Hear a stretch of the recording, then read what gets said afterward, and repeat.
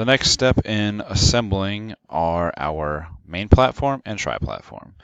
As you can see, we need to open a new assembly file, place the main platform and the tri-platform. It will also ask you to place main poles, short poles, and one long pole. So if we go to Inventor, I already have them placed. We've got the long, 4 main, 2 short, main platform, tri-platform.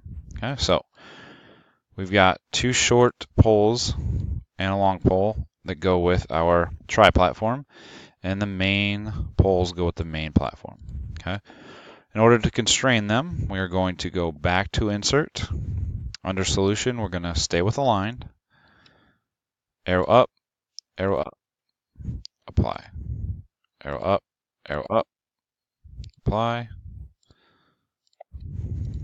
Arrow up and arrow up, apply. Same thing with these.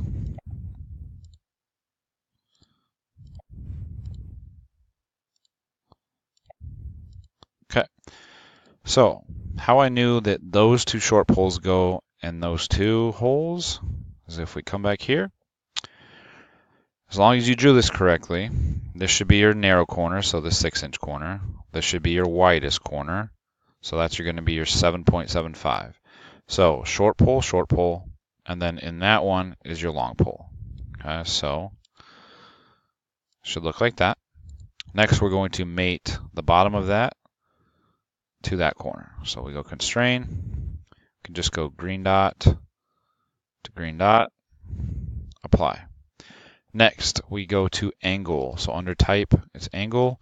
Under solution, it is going to be the first one. So directed angle. We want this to swing around and hang off over here. So we're going to zoom in, click that end with this end, apply, and then click that end to that end, apply, cancel.